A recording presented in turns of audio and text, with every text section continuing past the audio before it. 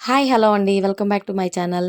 ఇవాల్టి వీడియోలో నేను మీకు సింపుల్ అండ్ టేస్టీ టొమాటో కర్రీని ఎలా ప్రిపేర్ చేసుకోవాలో చూపించేస్తాను. టొమాటో కర్రీనే కదా మాకు కూడా వచ్చు, నువ్వు వీడియోలో చూపించేది ఏంటి అని మీరు అనుకోవచ్చు.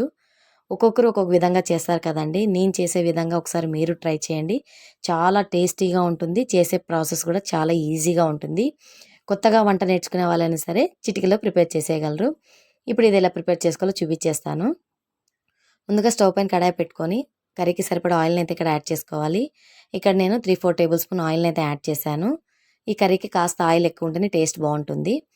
ఆయిల్ కాస్త హీట్ అయిన తర్వాత కొద్దిగా ఆవాలు, కొంచెం జీలకర్ర, కొంచెం ఉద్దిపప్పు, కొంచెం శనగపప్పుని యాడ్ చేసుకోవాలి. శనగపప్పు కాస్త ఎక్కువగా యాడ్ చేసుకోండి.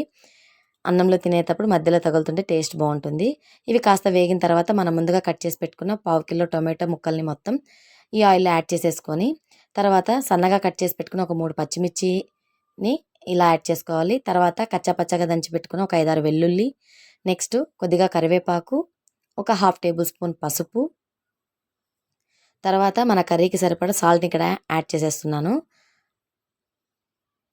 ఇప్పుడు వీటన్నిటిని మొత్తం అంతా మిక్స్ అయ్యే విధంగా అయితే అంతా ఒకసారి ఇలా మిక్స్ చేసేసుకొని మూత పెట్టి మంటని లో టు మీడియం ఫ్లేమ్లో అడ్జస్ట్ చేసుకుంటూ ఒక 10 మినిట్స్ అయితే మనము మగ్గించుకోవాలి. 10 మినిట్స్ తర్వాత మనం మూత తీసి చూస్తే ఇలా మన టొమాటోల నుంచి వాటర్ అయితే రిలీజ్ అయిందండి.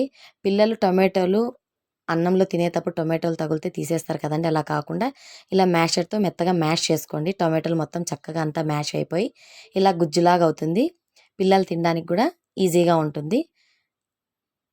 నెక్స్ట్ ఇందులోకి రుచికి సరిపడా కారంని కూడా యాడ్ చేస్తున్నాను. ఇక్కడ నేను 1 టేబుల్ స్పూన్ కారాన్ని యాడ్ చేశాను. మీ స్పైస్కి సరిపడా మీరు కారాన్ని అయితే యాడ్ చేసుకోండి.